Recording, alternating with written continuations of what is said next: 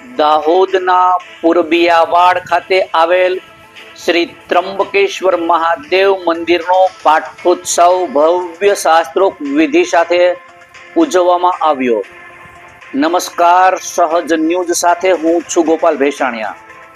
દાહોદથી અમારા પ્રતિનિધિ યોગેશ દરજી પાસેથી મળતી માહિતી મુજબ દાહોદ જિલ્લાના પુરબિયાવાડ વિસ્તારમાં આવેલ સુપ્રસિદ્ધ ત્રંબકેશ્વર મહાદેવ મંદિર ખાતે તારીખ 21 જાન્યુઆરી 2026ના રોજ મહાસુદ ત્રીજના પાવન અવસરે મંદિરનો પાઠોત્સવ અત્યંત ભક્તિભાવ અને ધાર્મિક ઉત્સાહ સાથે ઉજવાયો.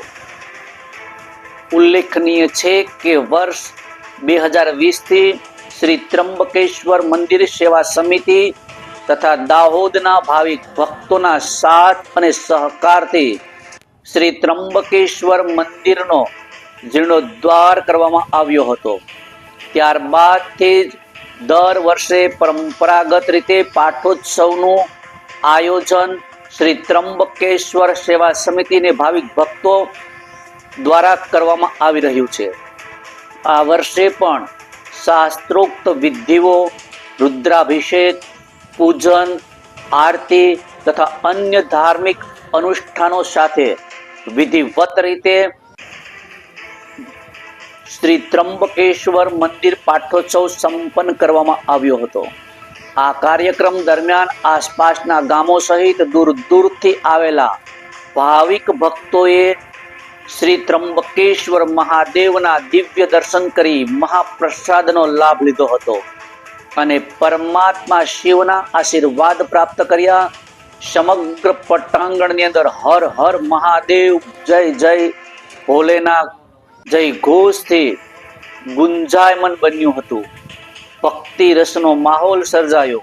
આ પાવન પ્રસંગે મંદિર સેવા સમિતિના પદાધિકારીઓ, સેવાભાવી કાર્યકરો તથા ભાવિક ભક્તોએ ઉત્સાહપૂર્વક સેવા આપી કાર્યક્રમને સફળ બનાવ્યો. અંતે સમિતિ દ્વારા તમામ સહયોગીઓ ઉપસ્થિત ભક્તોનો આભાર વ્યક્ત કર્યો હતો. રિપોર્ટર યોગેશ દરજી, સહજ ન્યૂઝ, દાહોદ.